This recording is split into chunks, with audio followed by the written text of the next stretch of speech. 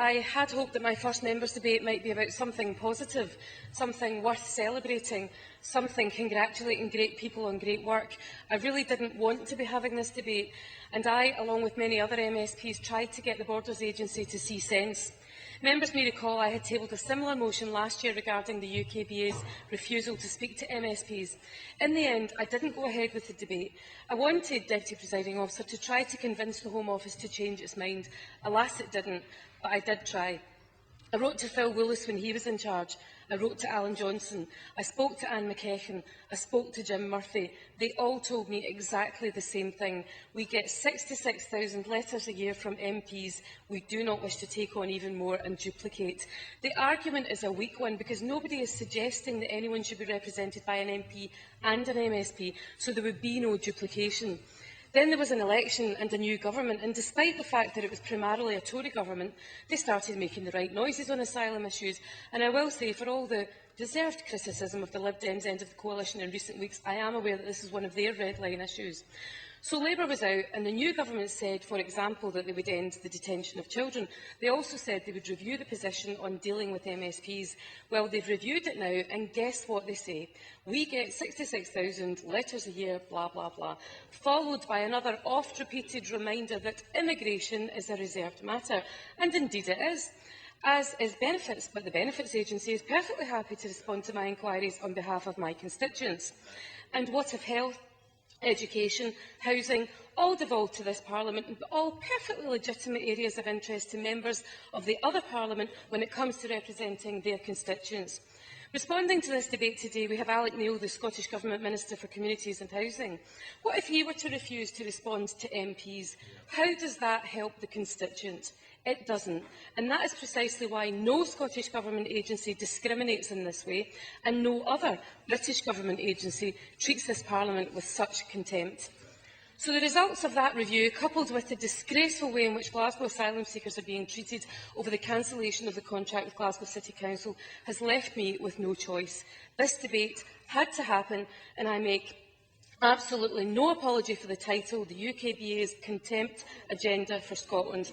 Let us look at the dictionary definition of contempt. It is the feeling or attitude of regarding someone or something as inferior. Well, the message to the representatives of this Parliament and to the people who wish us to represent them is clearly that the UKBA considers this institution to be inferior. The dictionary goes on to describe contempt as open disrespect for a person or thing accompanied by a feeling of intense dislike. You could forgive the more than 600 asylum seekers in Glasgow who last month received the shockingly insensitive letter telling them their lives would soon be turned upside down again for feeling disrespected and, if not intensely disliked, then certainly not cared for. I know other members will be talking in more detail about the Glasgow situation, and so I wish to use my remaining time to say something more generally about asylum seekers. When I was elected, I spent time thinking about the areas that I wished to focus on. To be honest, asylum wasn't one of them. Human rights more generally was on the list, but I had no great burning desire to fight asylum issues. That, I now believe, was because I just didn't know enough about it. What I did always understand was that asylum seekers are not, and I would say probably never, people who simply decide to hop on a plane and cynically manipulate our system. Some come because it's the only chance their children have of any reasonable start in life, and who among us would not do the same? But many come because they are absolutely desperate and in fear of their lives. Studies have shown that the majority don't set out to reach the UK, they just set out to escape their own country. They don't know where they will end up, and they suffer painful, often horrific journeys to get to where they are going. When I hear some of their stories, I feel like awarding them medals for bravery. We only have to look at yesterday's absolute tragedy when at least 28 adults and children drowned off Christmas Island as they tried to reach Australia. How desperate would you have to be? How bad would your life at home have to be to risk such a treacherous journey? I would pay tribute to the residents there who did everything they could to save them and, in fact, did save many. Their natural human instinct was to respond to their cries for help and try to save their fellow human beings. And that is what our asylum policy should be about, responding to cries for help and protecting fellow human beings who didn't get to choose where they were born, who didn't start their country's wars, who didn't provide them with weapons, and who didn't invite their government soldiers to rape them, and who do not deserve to be treated with contempt when they reach our shores.